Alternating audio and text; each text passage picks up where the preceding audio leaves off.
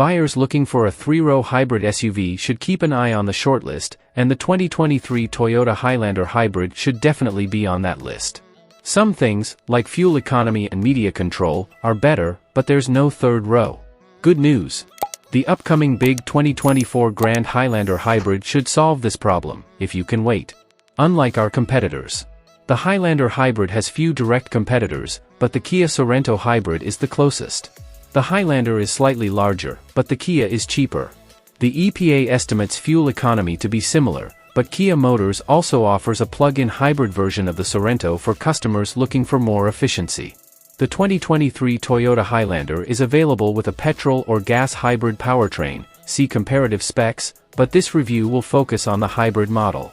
The Highlander was last updated for model year 2020, and changes for 2023 include a new 265 horsepower engine. For gasoline Highlanders to replace the old V6 engine.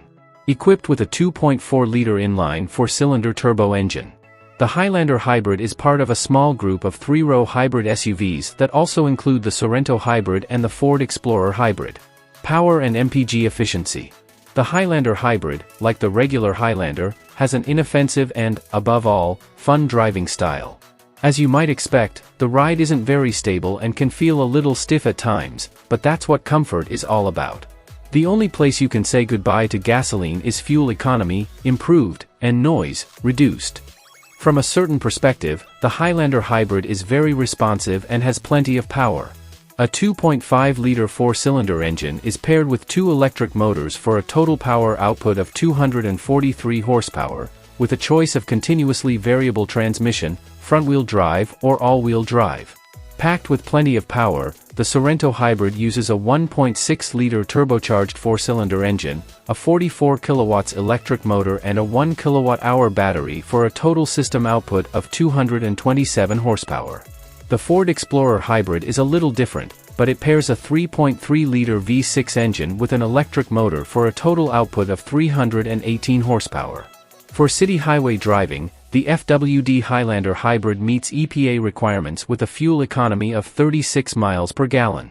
All-wheel drive brings fuel economy down to 35 miles per gallon, 10 miles per gallon better than the most efficient petrol-only Highlander. These ratings are similar to those of the Highlander Hybrid's main competitor, the Sorento Hybrid, which has an EPA rating of 37 miles per gallon front-wheel drive and 34 miles per gallon all-wheel drive. Explorer Hybrid, on the other hand, has dropped significantly for V6 transmission. According to Toyota, the largest Highlander 2024 has 3 transmissions, including 2 hybrid versions. The most efficient of these is the current 2.5-liter Highlander hybrid engine, which the automaker estimates is 34 miles per gallon. Another advantage of hybrids is the regenerative braking system that recovers lost kinetic energy. This is one of the best systems I have tested. Some hybrid brakes are uneven and non-linear in response, but the Highlander Hybrid grabs someone else's brakes and feels almost normal. Hybrid Sorrento's brakes also feel natural. The hybrid mode of the EV Highlander was also disappointing. In addition to normal, eco, and sports driving modes, the hybrid has an EV mode that uses only electricity for short distances and low-speed driving. It was difficult to keep EV mode for a long time. It was hard and only worked for parking speeds and a few minutes. In either case, the transition from electrical control to motor control is smooth. Surveillance audite. Inside, there's a lot to enjoy about Highlander controls. The AWD Platinum we drove had an upgraded infotainment system and 2 12.3-inch screens, one for media and one for the instrument cluster. The lower trim houses a small 8-inch infotainment screen. A central 12.3-inch touchscreen lets you perform a variety of tasks. Crisp graphics, clear menu structure, and wireless connectivity with Apple CarPlay and Android Auto are key. The temperature controls under the windshield are also clearly labeled and easy to use. However, 2 things bothered him during the test. First of all, the volume rocker is a bit overkill. It was too far to travel comfortably while driving. At least the steering wheel controls are still available, but it's just not the same anymore. Second, while new infotainment systems are generally easier to navigate, they lack one important feature. It's the start button.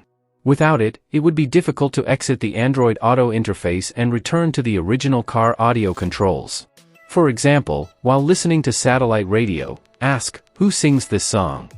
If you have any questions, you will need to go to the application menu and select the Toyota icon to return to the radio screen. It's not a bargain, but it's a strange extra step. Space for a person or thing, but not both. When choosing a Highlander cabin, it's best to follow the principle of choose your own adventure. Are you planning to transport personnel, equipment, or both? The answer will give you an opinion on the livability of this SUV. There are some things inside, for better or worse.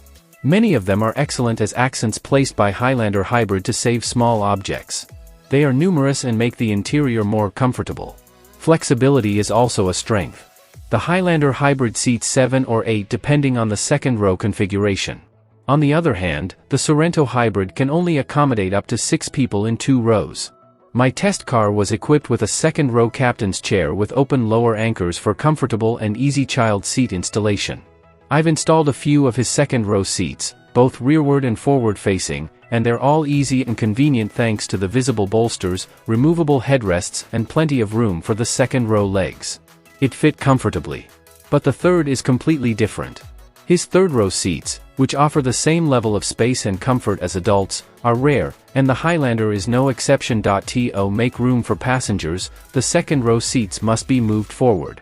Technically, he can fit 3 people in the third row, but he can only safely install 1 child seat. There are no lower anchors. The only important upper anchor when installing a forward-facing child seat is in the middle position.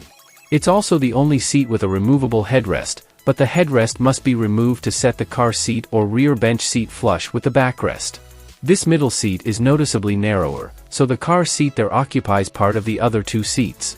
The central seat belt also descends from the roof, partially obstructing the driver's rear view, including the rear view mirror.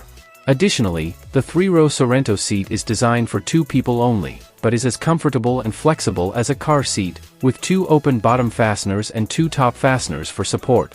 The situation behind the third row of seats is tough, with just 8.6 cubic feet of cargo space.